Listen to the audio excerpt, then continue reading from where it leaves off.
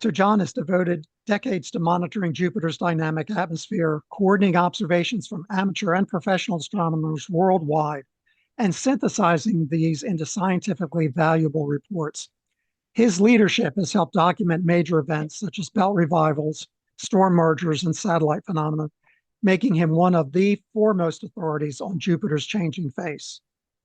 So together, Doctors Rogers and Schmude bring a wealth of expertise and passion to our discussion today. They'll be sharing insights into Jupiter's current activity, highlighting phenomena worth watching, and show how both amateur and professional observations contribute to our understanding of this giant planet. So everyone, please please join me in welcoming Dr. John Rogers and Dr. Richard Schmude. Gentlemen, let's turn it over to you. Okay, I think that you want me to start, right, Tim? Right? So I just hit share, right? That should work. Okay, and I've got the talk right here. And then I hit share. Okay, and if I can get this up here so I can get full screen. Okay, that look better.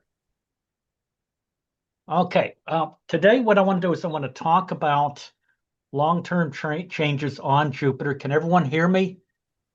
I can hear you, Richard. It looks like we're seeing your PowerPoint rather than the actual presentation. Have you launched the presentation? I have the PowerPoint on my screen. I assume I've launched it by doing that. But do you see my PowerPoint on the screen? We do see your PowerPoint, and we can probably go like this. But yeah, beyond that, you're going to have to help me because I don't know how else to do it even better. So you have launched like the full screen PowerPoint. I don't know what you mean by launch. So if you press F5 on your computer. F5? F is in Fred? Yes, at the top there should be a function key, F5. F5? Okay. Did that start the presentation or do anything different? It says you are screen sharing at the top. Okay. Go up to slideshow at the top and then drop down from slideshow to from beginning. Go over there to the far left and go from beginning. Right. Okay. You're in edit mode right now. So now there you're we in go. presentation. Perfect. Okay, I'll mute again. Thank you, Tom. Thank you very much. Thank you. Okay, what I want to talk about today is long-term changes on Jupiter. I've been coordinator of Jupiter since about 2002. John Rogers probably got me beat by a factor of 2 on that at least. But anyway, I'm fascinated by it. And of course, I do want to share. I wish I could share this. Let me put it in front of me here. This is John Rogers' book that I read. And it's really, really good. I highly recommend it. It's still very good even today, I think. I use it, I cite it all the time. So again, everyone can see that in front of me, I hope. So anyway, so basically just an overview. I want to talk, first off, a long-term change. I'm going to define it as 11 years. That's the sunspot cycle. I like to see that as the heartbeat of the whole solar system. But anyway, that's also close to Jupiter's orbital period, which is around 12 years. I want to focus primarily on wavelengths of 0.35 microns up to 1.8 microns, although I'm not going to talk too much about studies beyond the visible, but I have actually carried out brightness measurements in the standard J and H filters, which are near-infrared filters. Unfortunately, we have almost no images at those wavelengths by amateurs. Databases, extremely important. I probably do most of my work with databases now. Various websites, ALPO, the British Astronomical Association's got a great website. The ALPO Japan has, I would guess, 100,000 images of Jupiter going back 30 years and even earlier than that. And so, and then of course I do collect personal measurements, mostly photometric measurements now. I don't take pictures, but there's just too much on the website. I mean, I don't need to, I feel. Oops. All right, so moving on. Okay. All right. Basically, one of the things I'm interested in is the energy budget of Jupiter. In other words, you have heat. Jupiter has an internal heat source, but it's also absorbing and reflecting sunlight. And there's also various outbursts. You know, we saw an outburst last year, I believe, in the South Equatorial Belt where you had a bright spot, and then it developed into a huge long series of white spots, sort of S-shaped, sort of. And that's just one example, I think, of a small outburst of heat. Of course, we get them on the Earth. We had a recent outburst of a volcano in Ethiopia. Okay, now also a topic near and dear to my heart is photometry. Basically, that's just the measurement of reflected light. And I've been measuring the brightness of Jupiter almost consistently since 1999. And then, of course, as I said, sudden cloud outbursts can also be a form of release of energy.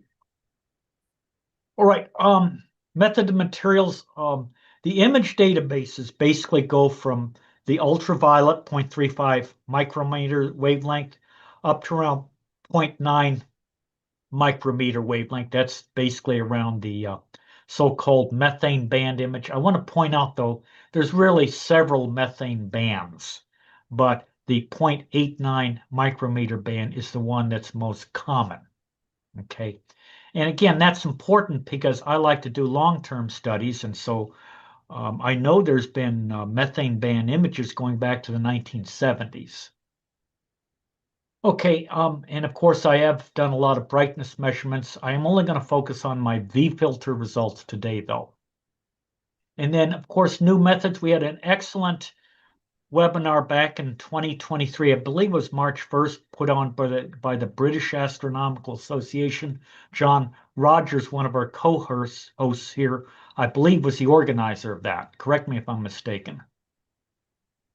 And of course, they talked about some new methods, and we need to start thinking about these new methods, different methane band wavelengths, even imaging in the ammonia wavelength. So again, this is what's so exciting about Jupiter's. As the technology increases, the opportunities probably increase by even more. All right, so let's take a look at some changes on Jupiter. First off, V-filter photometry. I want to look at for irregular brightness changes. Now, back in about 2012, Tony Malama and myself published a paper in Icarus describing a V-filter photometric model of Jupiter. And we did look at some belts on Jupiter, and the belts, sometimes they're wide, sometimes they're narrow, particularly the two equatorial belts, and they can affect the brightness of Jupiter a little bit. I believe there's other factors that could affect it as well. And even the sun, I think the sun can have a big impact. But anyway, we'll leave that for another talk, another day. Now, what I was interested in doing was the Jet Propulsion Laboratory, basically the brain, I think, of the U.S. space program, put together a brightness model. I've got a whole web page, JPL Horizons Ephemeris, and of course they use these brightnesses to basically for space data. So again, they've got a model. Undoubtedly, they used Malama's and myself's paper from 2012. So what I wanted to do was to plot my V-filter measurements made since 2012 versus the year. I'm going to look for changes. Okay, so here's what the results are. I've got the measured brightness versus the JPL brightness in magnitudes plotted against the year. And of course, if you have a positive value, that means my measured value is fainter than the predicted value. Whereas if it's negative, that means my brightness value is brighter than what is predicted. And of course, I was motivated by this by a similar study done for Saturn based on Cassini data, showing Saturn does indeed change in brightness. Unusual, whatever is going on, Saturn's actually, the albedo is actually changing a little bit. And again, they've taken the rings out. So it's not due to the rings. So again, Jupiter does seem to show a little bit of this. It's a little brighter, between 2012 and 2014, but a little dimmer very recently. Again, so this is interesting. Certainly not as big of a swing as what Saturn showed, but still, I think that this needs to be examined. This could be very significant. Right, another important change on Jupiter is the Great Red Spot. And John Rogers, in his 1995 book, The Giant Planet Jupiter, okay, well, gee, that's upside down or switched around, but sorry. Anyway, it's a very good book. Reports a shrinkage rate of 0.14 degrees per year, or about 1 degree every 7 years. And again, this is based on data from, I'm guessing, around 1880 up to about 1991. The current approach is I wanted to look at images that show the Great Red Spot as an orangish oval. Remember, the Great Red Spot doesn't always appear as an orangish oval. Sometimes it appears as a hollow. I remember that back in 1987.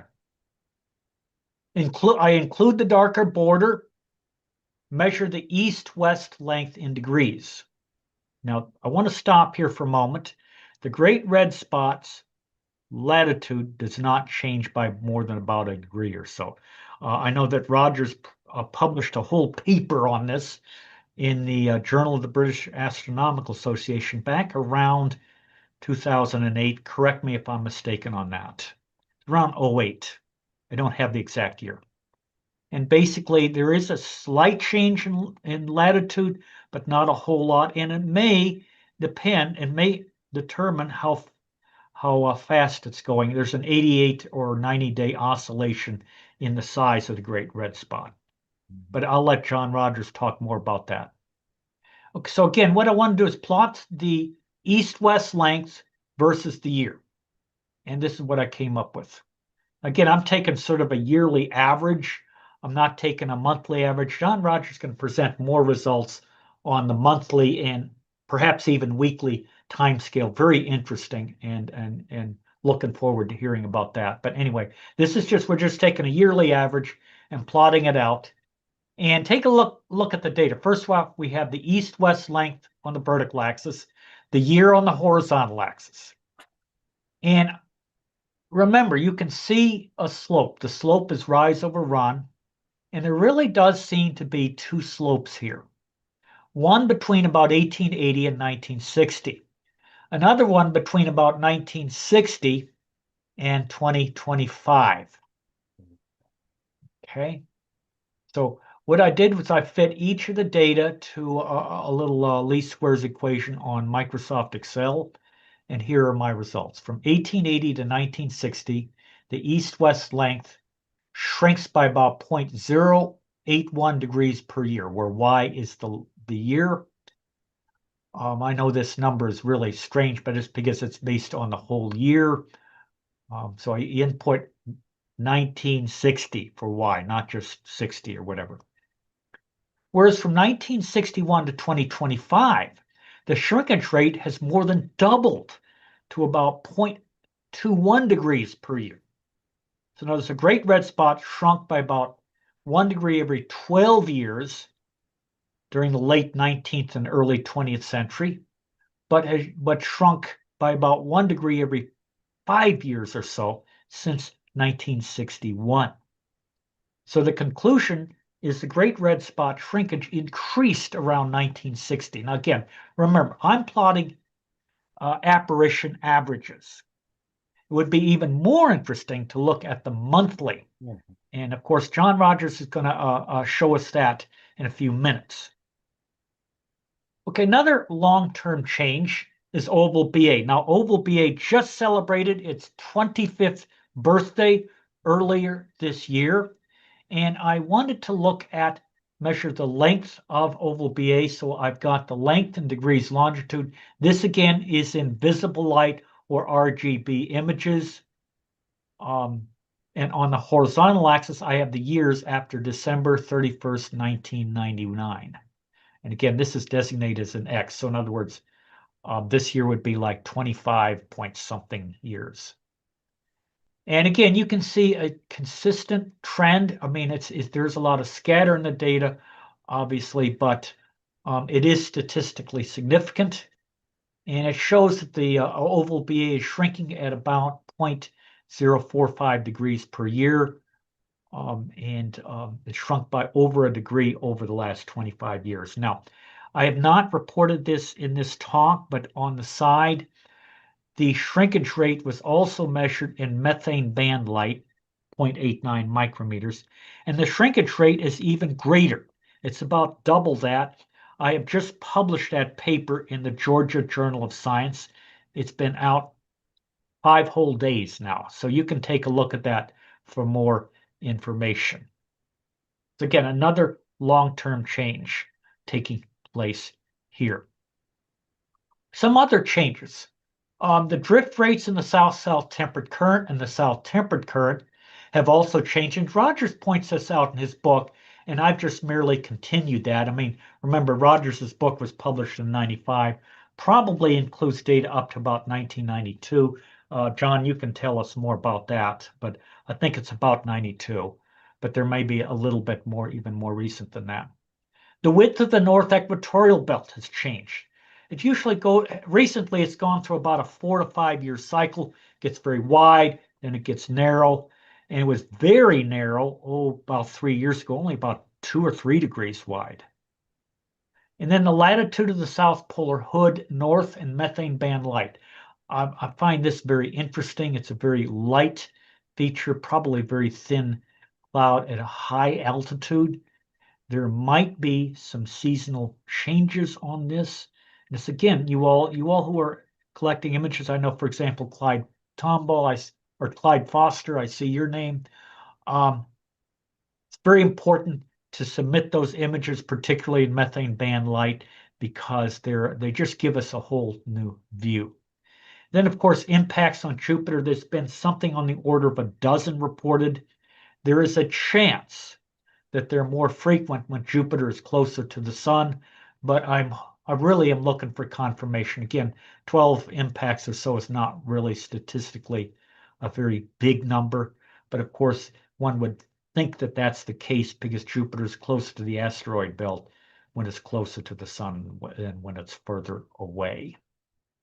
And then, wrapping up with the conclusions, there's evidence that Jupiter may have some slight irregular brightness changes in the V filter.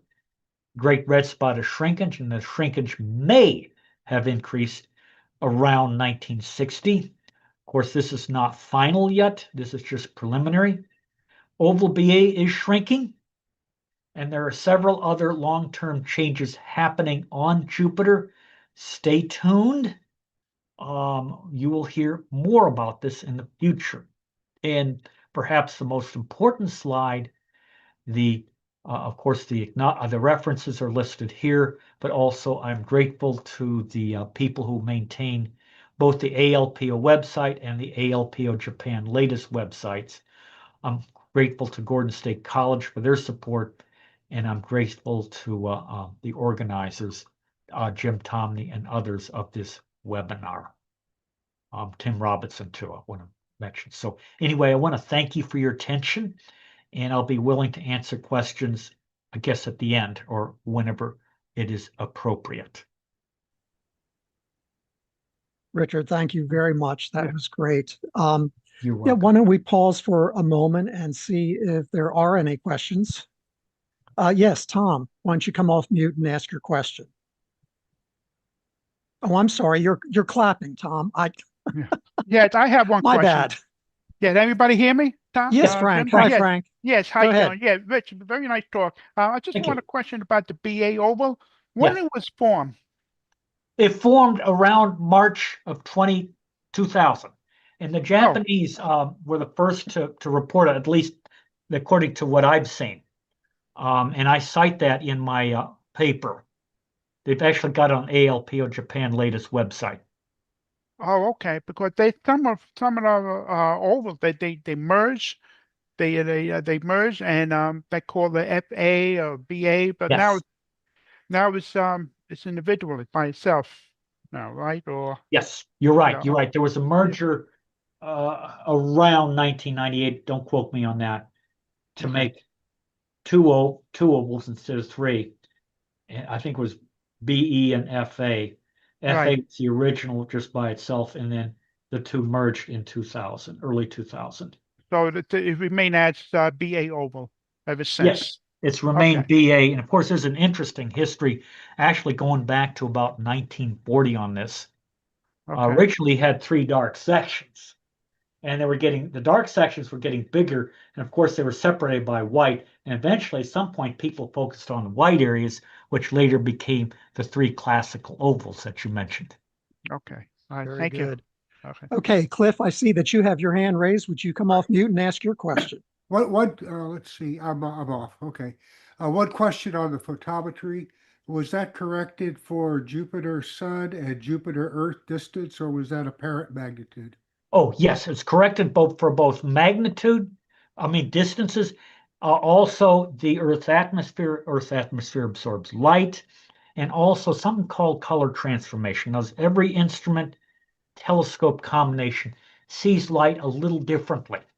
And so we have to correct for that too. Yes, so all of that is taken care of. Good question. Very good. Excellent. Okay, Greg, would you come off mute and ask your question, please? Okay, great. You mentioned there was a pneumonia NH3 wavelengths. What wavelengths are those? I would have to look. It's on the I think it was March 1st, 2023 BAA webinar, something on the order of 0.7 microns, but again, don't quote me on Yeah. that. It was somewhere in the I distance, looked it up. It said 647 nanometers, which is actually in the red. It's close to hydrogen alpha, which is Yes. 656. Yes. So are there any filters that home in on that we could maybe take ammonia images of Jupiter that you'd recommend? It is my understanding there is, but again, don't quote me on that. I watched the webinar but it's been a while ago. But it's my Okay. understanding, yes, there are. Okay, because I've imaged, I have a 1010 nanometer filter that I use for Venus to get the surface, and I've imaged Yes. Jupiter in 1 micron at that, and it looks really cool. It doesn't look like the regular 656, 685 or 742 nanometer IR, and it doesn't look like the 889 methane band. It looks Yes. like something totally different. And what is that homing in on? Do you know? My feeling is it's honing in. You're looking at different altitudes on Jupiter. The Okay. 889 classical methane filter Right. is looking at very high altitudes, maybe, I don't know, 0.2 bars or something like that. Okay. Whereas another filter may be looking deeper down. All right. And so, and I think we're getting that third dimension. And that's Okay. what's so exciting about this. Right. So, yeah. So that's Great. what we're looking at, just different altitudes on Jupiter. Great. Thank you, Okay. Greg. One other quick question that I have, Richard. Yes. So you mentioned when you were doing the measurements of the great red spot that you were excluding ones where it was very pale and hard to see. Did you do the same thing when you were looking at oval BA? Because sometimes I think oval BA is incredibly low contrast object. Yes, it is. I talk about that in my paper, and generally speaking, I looked at the orange, but there were a couple of cases where there was just a ring, and I described that in my paper. I can't exactly remember what I said, Okay. but and you're right. Oval BA can be obvious. Sometimes it's just the opposite. Of course, I've got some Juno images there, and by the way, John Rogers helped in processing those images. So a shout out to him. There were several people who had processed them, and I talk about that in my Oval BA paper. Perfect. Again, Richard, thank you so much. That was very informative. Appreciate the effort you put into doing that today. All right, so You're we're welcome. about the halfway point. Let's go ahead. Dr. Rogers, if you're ready to share your PowerPoint. Okay, I'll see if I can do that. Share PowerPoint, share, and now I need to minimize the people. Okay, this full screen presentation. What I think of as the little wine glass here. Is that working? Yes. Okay. There we go. And you see that free of a taskbar up at the top? Yes, this looks perfect, I think, John. Okay. I've got a taskbar, so I just hope it will go away. Um, yeah, well, thank you to the ALPO and to the organizers for inviting me to take part in this seminar. It's a great pleasure, and a great pleasure to see some of the people I've been communicating with by email for some years as well. And thanks to Richard for his kind words about the book, and also for the introduction he's given to various topics that we're all interested in. So in this talk, I'm going to be covering what's interesting in this. Sorry, I'm just going to try and get rid of this this taskbar because I can't see anything. Oh, there we are. Yeah, I'm going to be covering what's interesting currently, what's been happening on Jupiter in the last year or so. So here's a current map of the planet, and the major belts are labeled. You can see a number of individual features are labeled. Most of these are long-lived anticyclonic ovals. There's also a few other features of various types that are of interest at the moment. So I'll touch on some of these during the talk, but I'm mainly going to be concentrating on the four main domains, which include the four main belts: North Temperate Belt, North Equatorial Belt, and equivalent in the south, and the equatorial zone. So those are the main domains, and each of them undergoes some kind of cyclic large-scale phenomena. So I think the main interest at the moment is what stage are we at in those cycles in each of these domains? Because at the moment, I must say, Jupiter is looking fairly quiet. But that's nice. There's always small-scale interesting things to look at and follow, even if there aren't large-scale eruptions happening. And also, it's very interesting always to follow where we are in these multi-year cycles. So now it doesn't want to move on. There we are. I'll start with the North Temperate Belt. In fact, this is a series of sections of strip maps from 2020 through to 2025. So I'm basically picking up where Richard has left off the long-term studies. In fact, you can see here the evolution of each of the belts: North Temperate, North Equatorial, and the Equatorial region.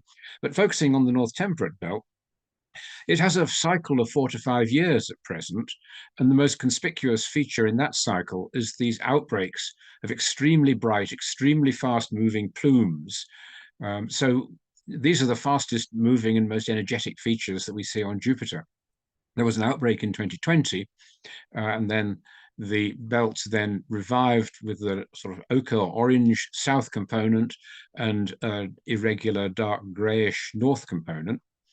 That then narrowed and faded over the subsequent years, faded to invisibility by 2024. And in 2025, in January, just on schedule, we had another such outbreak. And now the belt has revived in the same fashion. And you could see on the map there was an orange component and a dark gray component to it. This was a very well observed outbreak, as was the one in 2020. And I can now show that we've learned quite a number of things from it. For one thing, we've confirmed some of the aspects of previous outbreaks that had been reported, confirmed that they are regular phenomena of these outbreaks. And also, we've detected various novel aspects, which are listed here. And I'm only going to show you the first one of them in terms of data. First, JunoCam detected lightning in one of the plumes. Second, in addition to these three great plumes, which are these extremely brilliant high-altitude convective outbreaks, convective plumes, traveling along the fastest jet stream in the planet, in addition to those, we saw at least 5 somewhat weaker, not quite as fast things, but they look just like the plumes, and they travel nearly as fast. And they appeared all at the following end of the wake, this dark, turbulent wake that forms behind the plume. So we've called those wake-induced plumelets, and one can see examples of them in previous outbreaks. So we know now that those are regular features that have to be taken into account as well in explaining these phenomena. And thirdly, some of the amateur images were so good with high-resolution images approximately 10 hours apart that Grisha Hahn of the JUPOS team was able to make zonal wind profiles, that is, to measure the wind speed as a function of latitude across the domain, to see what happened to the jet stream at cloud tops while we're watching the superfast plumes.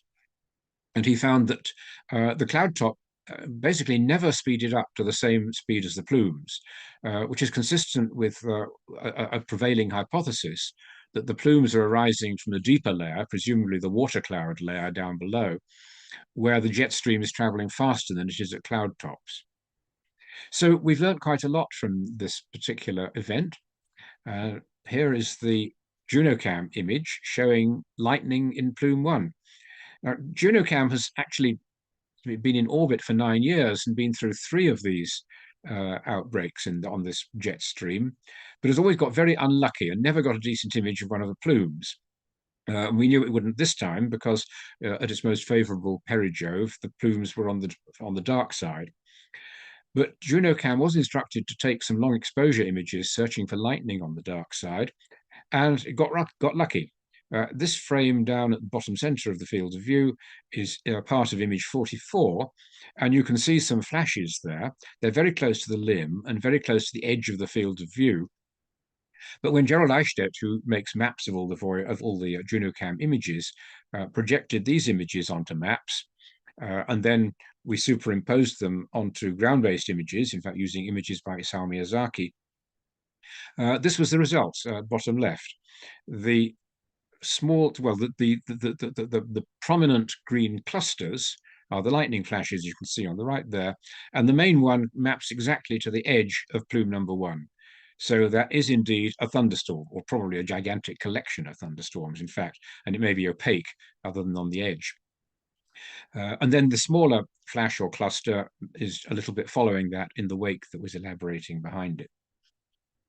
So that was very nice. It was no surprise this was a thunderstorm, but very nice to see it actually.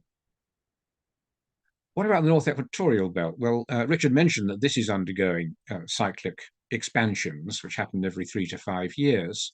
And again, in fact, there was one in 2020, which happened to coincide with the NTB outbreak. And then, as Richard mentioned, there was this remarkable narrowing in 2021, followed by a gradual recovery. But then, somewhat surprisingly, it underwent a fairly typical expansion event again in 2023-24, started at the end of 2023, on the 3-year schedule, as if all this remarkable, very exceptional activity in between had never happened. So it appears that there are 2 different phenomena here affecting the brightness and the cloud cover of the NEB. Anyway, this one happened in pretty normal fashion, peaking in summer 2024, and the belt had been broadened to the north up until well into this year, though now it does seem to be retreating slightly. So as you see, the northern part here is gradually fading. One thing you've got in the belt now is a lot of the prominent circulations, the anticyclonic white ovals, which I think there are 5, and the little barges. Barges, the nickname for little dark cyclonic ovals, and you've got one there, and they were they are a current feature of the maps. Moving on to the equatorial zone, you probably remember that a few years ago there was this intense orange or ochre coloration that went on for several years. Again, we're looking here from 2020 through to 25, in case you can't read the little dates at the top. That faded away in 2022. And so in 2023, the zone was fairly normal. But then, beginning of 2024, it began to darken again. And this time it was not a vivid orange, it was almost grey, just a warm grey or brownish grey colour. And that's persisted until the present, although it does seem to be fading in the last month or two. But this was interesting, not just for itself as a large-scale phenomenon, but also because it fits into a cycle of so-called equatorial disturbances that our professional friends have proposed, specifically Arati Antoniano, and she was working in Leicester. She also works with the Bilbao team, and she works with the main infrared astronomers such as Glenn Norton and Lee Fletcher. And she analyzed their observations in the thermal infrared wavelength of 5 microns, which go back many years, decades. These are some examples down at the bottom. And she showed that normally, as you see in the bottom center, the equatorial zone is dark at 5 microns. And at 5 microns, you're detecting heat emerging from the interior of the planet, and the thicker clouds are silhouetted against it. So when we have thick clouds over the equatorial zone, which we normally do, it's opaque at 5 microns and it looks dark. But these observations showed that sometimes there are long, bright streaks in the equatorial zone where the clouds have parted. There's a cloud clearance event. And here in 2007, that coincided with the dark grayish-brown color that we were seeing visually. And that was scored as a coloration event, though one of the grayish-brown variety. In 2019, again, there was clearance. And that coincided with one of the phases of that more ochre coloration event, but it was also fairly dark brown, consistent with some clearance of the clouds. Conversely, in 2018, actually, there was some orange coloration then. That big, long coloration event had actually started, but there was no cloud clearance then. So we have various different phenomena. The two sort of end members or extremes of the visible color that you get coming on in the equatorial zone, and the clearance at 5 microns. And when Arati published her paper in 2018 on that, which you can see the headlines of here, she couldn't see all clearances at all the dates when we could see them, and she proposed that in the 5 micron there was a periodicity of either 6 to 8 years or 13 to 14 years. But if we then add in the coloration events we can see visually, we get a rather nice periodicity of 6 to 7 years, and I've done that here. So again, the amateur observations are combining with professional work to produce more insight into these large-scale phenomena on Jupiter. It's shown that there is actually a rather distinct periodicity to these phenomena, which we couldn't have picked out from either data set alone. And also that these phenomena are rather complex. They can involve clearance of the main cloud deck, but they can also involve the production of an orange haze, which can be quite opaque in itself up to high levels.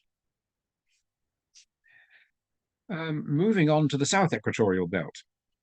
Well, this also has well-known cycles over a multi-year timescale, and some of you who've been observing for many years will probably be familiar with SEB revivals, which have sometimes occurred on a timescale of 3 years, a periodicity of 3 years. But they haven't happened for a while. The last one was in 2010. So could another one start in 2026? Well, there is always some convective activity, bright spots appearing and elaborating, just following the Great Red Spot. And it turns out that that activity seems to stop some months before the SCB starts fading in preparation for a revival. So we won't know if there's going to be another fading and revival cycle until we see the convective activity following the Great Red Spot stop and remain stopped for a while. At the moment, it's still going on fine. But in the meantime, you can also get somewhat lesser scale outbreaks, which I call mid-SEB outbreaks. And we had one of those starting about a year ago, and you can see pictures of it here. On the left, a picture by Damien, I think it was about a week after it started, 5 days after it started, I think. So that was the initial bright spot that was enlarging and elaborating. And here a picture 6 weeks ago by Greg Terrence, when it has become very beautiful and spectacular because white spots keep appearing at the same source and gradually elaborating and prograding, i.e. drifting eastwards. That's all finished now, but another one could start up at any time. So if you see a really bright, tiny white spot, especially if it's bright in the methane band, then it's worth pointing that out to people, because that could be the start of a new mid-SCB outbreak. But there are a few other things around the SCB that are of current interest. One of those is on its north edge. Sorry, I've written SCB south edge here. I mean the SCB north edge, of course, which we call the South Equatorial Disturbance. These are some pictures of it as it was back in September, October. It was very prominent, particularly because it was very dark and had a curious greenish color. You can see it's basically a similar feature to the dark formations on the south edge of the NEB. Some rather irregular ones of those are along here. But those are very dark blue, and this was distinctly slightly more greenish. It was also excessively deep. This is a methane band image in which dark things are deep, the cloud tops are deep, bright things are higher altitude, and really it was exceedingly dark in methane images. So it's a particularly striking feature. Sometimes these have lasted for 10 years, so we need to keep an eye on this one. These are some more recent images of it in mid-November. Unfortunately, it was not quite so prominent then. You can still see it in both visible light and in the methane band, but since then it's become even more obscure. So we need to keep an eye on it, see whether it reappears on its previous track, or if it is going to just fade away. At this point, it was at about 100 degrees in system 1 longitude, and it moves at about +1 degree per day in system 1 longitude. I put these particular images on because they show another feature of interest in that general domain. It's this, in the South Tropical Zone, there is this fairly large and conspicuous anticyclonic brown oval. It's a bit reddish, and it's also bright in the methane images. This is it here. So it's clearly an anticyclonic oval, and those have sometimes lasted for more than a year. They tend to drift very gradually westwards relative to the Great Red Spot, that is in increasing longitude. And we'll have to keep an eye on this one and see if it does the same or if it interacts with other things in the zone. And there's the Great Red Spot itself. Here's a couple of nice images from October. Blinked, they were taken 10 hours apart, and that was very fortuitous, so it's possible to blink them and see all the motions all over the planet. And the Great Red Spot is rotating, but it rotates, I think it's about 45 degrees in 10 hours. So the little spots inside it may be very difficult to trace from one image to the next, but you can certainly see detail inside it. As for its shrinkage, well, Richard has already pointed this out, and here indeed is a chart produced not by me, but by Shinji Mitsumoto of the ALPO Japan. He does a heroic level of measurements of the Great Red Spot and many other things on the planet, and I'm always very happy to take his records to cite. So this shows its shrinkage from 2019 here, when it had a real wobble that was covered, and then down to 2023, when it reached a minimum. And currently it's actually recovered slightly, but only to 11.6 degrees long, which is historically extremely small still. So it has had fluctuations in the past during its general long decline. So it wouldn't be surprising if it starts shrinking again. And of course, the million-dollar question is, how small can it get, and what's going to happen to it, and will it happen during our lifetimes? And I'm afraid we can't say that because we've never seen this happen before, but it will be an interesting long-term thing to watch.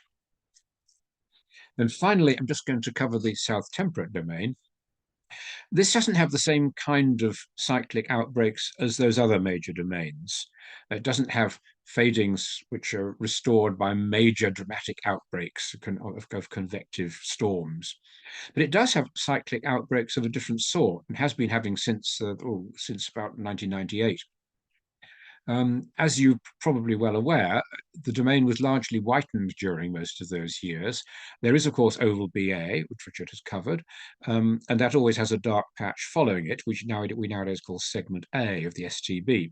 And often that was the only dark segment of the STB. But new structured sectors would arise in that region, such as this one here called the STB Spectre. This was an old one here called the STB Ghost. And those were cyclonic features, cyclonic circulations, which would gradually drift eastwards, moving faster than oval BA. And eventually they'd catch up with it and produce some huge stormy activity when they arrived, which was happening there in 2018. But this all changed in 2020.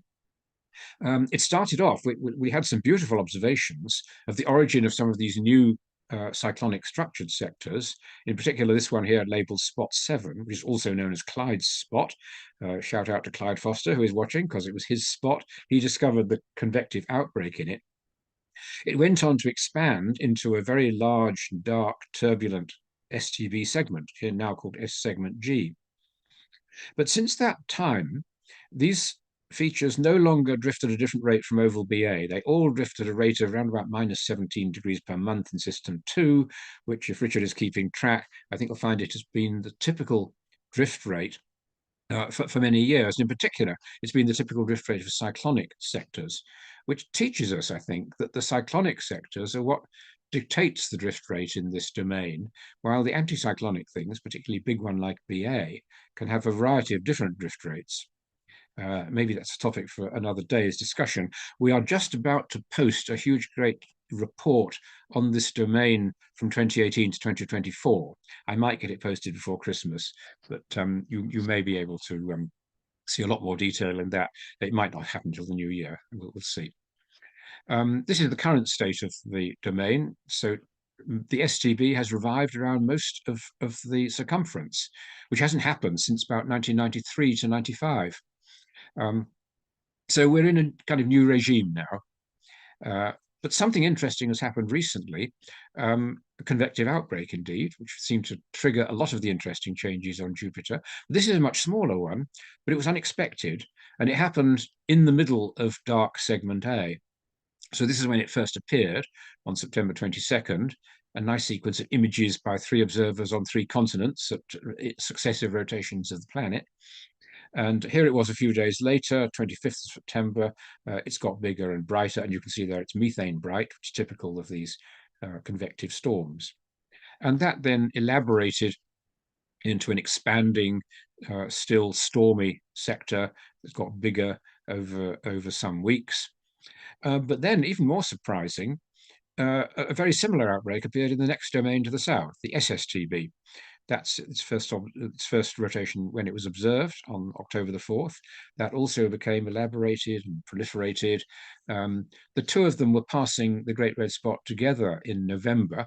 So the one in the SSTB seems to have become rather quieter. Maybe it's evolving into a dark bar, though it's still undulated around its edge. The one in the STB has increased to be a decent-sized turbulent region, or FFR as we call them. And here is an animation taken at the end of November of 3 consecutive images from different continents on 3 consecutive rotations, where you can see the SSTB one here, looking like perhaps becoming a quiescent dark bar, while the STB one has not grown very large, but it's a turbulent feature. So this is probably going to be a fairly long-lived feature. We've seen little convective outbreaks initiating this kind of feature, actually for the first time in this particular context. So that's another nice discovery that amateur observations can make, even when the features are quite small. Okay, I'll leave you with a view of the map, and thank you all for your attention. And if there's any time left for questions, I'd be very happy to answer some. Excellent. Thank you very, very much. I am sure that we have got questions here. So, Cliff, I see that your hand is raised. You want to come off mute and ask Dr. Rogers your question? Questions about the festoons on the edges of the equatorial belt. They're generally blue to gray in color, and I've sort of gotten the impression from what I've read that they're more or less clear blue sky spots viewing the underlying deeper layers in the atmosphere. I noticed on one of the pictures you showed, there was a very, very bright spot that coincided with a very, very clear blue sky spot on the festoon. Is this a general phenomenon that the the more blue they are, the brighter you see the heat coming out from the deeper layers? It's a very good question. And we did get that impression during the Voyager encounters all those years ago, because both the festoons and the dark formations associated with them and the bright spots, I'm waving my cursor here, if you can see it over an example in the middle of the map here, they were very prominent in those years. Such a correlation, I think, has not generally held up. Sometimes you get some very prominent dark formations without prominent bright plumes associated with them, sometimes not. I meant to add, actually, two things about this. First, that these dark formations and festoons are usually particularly prominent when there is a coloration event in the equatorial region, which is the present case, not necessarily to visual observers, because the whole contrast in the equatorial region may be reduced. But in imaging, you can see that they are darker than usual when the general equatorial region has darkened for some reason. The other thing I meant to answer, to say in response to one of the questions after Richard's talk, was about ammonia. It was Greg Shanos, wasn't it? Yes. Yes. Richard, getting my names all mixed up now. Steve Hill, also an amateur but a professional in a related field, has been making these ammonia observations recently and published several papers in professional journals about them, and is still doing very expert work on that. I'm sure it would be great if you were interested in doing the same kind of work, if you were to get in touch with him, and I can put you in touch if you like afterwards by email. But he's recently been getting more highly resolved images of these formations because he, with professional Professor Mike Wong, got Hubble Space Telescope time, because Hubble has a similar filter. And so they have now got beautiful Hubble resolution maps of these in ammonia and methane. And I've just had a sort of confidential look at the first of them. And I must say, the results are rather complicated. The ammonia is not as simply distributed as one might have guessed. But back to the start of your question, yes, these are indeed largely clear areas. In high-resolution images from Hubble or from JunoCam, you can often see hazes over them, sometimes of various colors. But when the Galileo probe went through and got, as it were, ground truth, there were hardly any clouds in one of these features. So that's absolutely right. Great question. Thank you, Cliff. Tom, you want to come off mute and ask your question? Thank you. My question has to do with how I can helpfully contribute. I just use a small instrument for my images, a 10-inch telescope. And so I'm contributing to PACA Jupiter, to astronomy, planetary imaging, and putting all of my images up on PVOL, PVOL, Planetary Virtual Observatory and Laboratory. Is there anywhere else that I should be putting those, or does that pretty much make them available to anyone that might need to use them? Well, that does make them available. Thank you for putting them on those Facebook groups, because I and many people here are members of them. I expect the ALPO would also be glad if you would post them on the ALPO you read my mind, yes. Yes. And also the ALPO Japan database is the most comprehensive amateur one. Yeah. And it's very easy. You just email your images to the organizers of that. Again, I can give you details afterwards by email if you like. So those are the main things. Okay, thank you. I don't know if the ALPO representatives, if Jim Tomley has anything more to say. Yeah, no, we'd love your images, Tom. And, we, of course, have certain criteria in terms of making them scientifically valuable, just basically making sure that the date timestamp and everything is on it. So, yeah, reach out to me and I'll be glad to answer any questions about getting them on our site as well. Yeah, the only thing that's kind of slowed me down a little bit on doing that is just the naming conventions on the files, the file name conventions. Well, if you get it close, I'll take it the rest of the way. Yeah, I mean, as long as, from my point of view, as long as it's got year, month, day, and the observer's name or initials, that's the really important thing in a file name from my point of view. And there is a convention for the PVOL site, think it still Right. holds, which I You, think is yeah, still the sort of the recommended right. one. Not sure if You that's just totally you consistent just with enter the that overall. as you enter the file. Yeah. Yeah. Instead Okay. of changing the file name. Yeah. Hmm. All right, good. Yeah. Yeah, Richard, you John. want to? Yeah. Oh, okay. Yes. Richard had his hand raised. We'll come back to you in a moment, Frank. Okay. Okay, Go ahead, John, Richard. one question. This is about 15 years ago. I observed, of course, you got the south-south tempered current. And then there were some Mhm. small ovals, much smaller than the typical SSTC white ovals, that followed apparently the south-south-south tempered current jet stream. Mhm. Have you observed that recently or not? Yes. The JUPOS team measure a lot of images, including most of the best ones, and plot these things regularly. So I go through their reports to see what's happening. Um, yes, they're observed in some years more than in others. Yeah. And we posted a long-term report. I think we posted it back in January on the south-south temperate domain, the S2 domain. So I think I may well have mentioned in that what observations there were of the S3 jet stream. Okay. Or yeah. So certainly there have been some. You see them on the JUPOS charts sometimes. Sometimes they're more white spots. Sometimes they're more dark spots. It's somewhat tantalizing because we can't get high resolution tracking of them to see exactly what type of spots they are. But yeah, there are some interesting phenomena there. Thank you, John. Already. Frank, you want to go Yeah. ahead with your question? Yes. Speaking of the Juno space mission, is it still operational around Jupiter? Well, NASA at the moment is not saying anything. Okay. Yeah, I heard some I, kind of rumor they have budget problems. They gonna probably end the mission or something.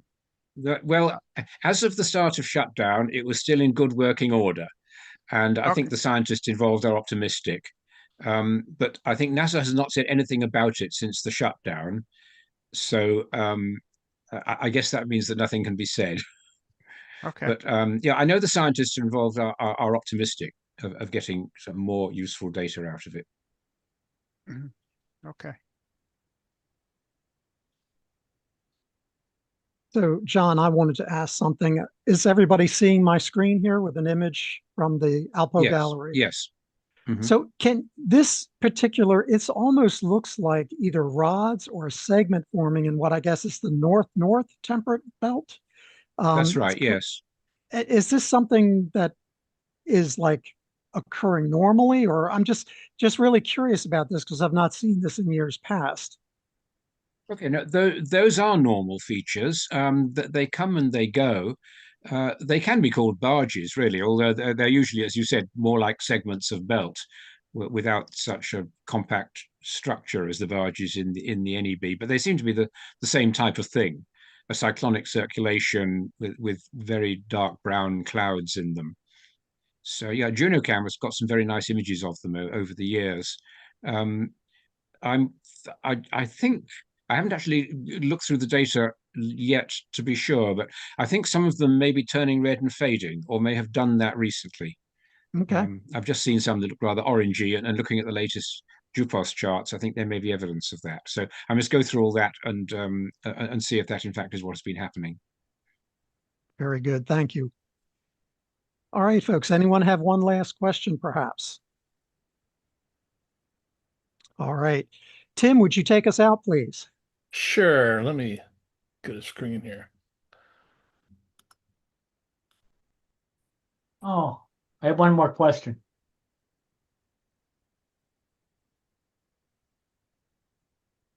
What do you got, Richard? Yes, John, you're familiar with Christophe Pillier's book, written about 5 years ago. Mm. The next thing I have envisioned is doing photometry of individual features on Jupiter, and I believe we have the technology to do that today. What are your thoughts about that? Like just measuring the B minus V value of the Great Red Spot? Well, Christoph himself has been doing really groundbreaking work on objective measurement of colors in images. And he's posted various reports on it. Again, if you'd like to get in touch afterwards, I'd see what I've got on those. Yes. I don't think he's actually published it as such, or maybe he has it in a French publication. He did present some of it in that seminar you mentioned in, yes, I think it was March 2023. Yes. And he's been carrying on with the work since. There, he's basically doing calibrated measurements of brightness in different points in the spectrum, rather than simply B and V, so on.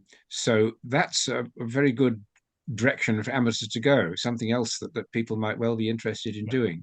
I think one point about it is that it can't be done on the usual processed images, which look nice and sharp. Yeah, right. And so it needs a reasonable sized telescope so that you've got well-resolved views of the different belts and zones and perhaps individual spots without requiring sharpening. So that's a bit of a constraint. But people getting great images out of C14s should be able to do that kind of thing. Thank you very much, Sean. All right. So I'd like to thank Jim for helping me set this up today, and also John and Richard for your great presentations. Thank you very much. Great information.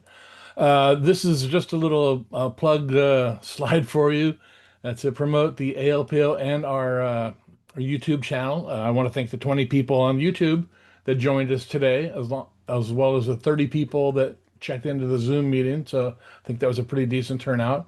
I'd like everybody, if you can, join, subscribe to the ALPO YouTube channel. This presentation is available there. All of our webinars are available there, as long as our past virtual conferences that we've held, and all of the 225 podcasts for the Observer's Notebook are available there as well.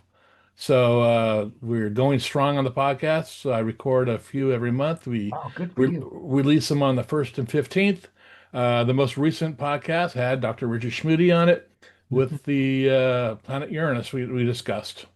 So they are current and they're a lot of fun to do. And now they're all on video. So if you want to see our smiley faces on our YouTube channel, you're more than welcome to train your phone on that QR code there, and it'll take you right to our YouTube channel. Please subscribe. Please hit the thumbs up, and I'd really appreciate it. And I'd like to thank everybody for attending today. I'll second that. Thank you, everybody, and especially thank you, Richard and John. Just a great presentation. Really appreciate it. You're welcome. Happy holidays, Thank you, everybody. Thank you.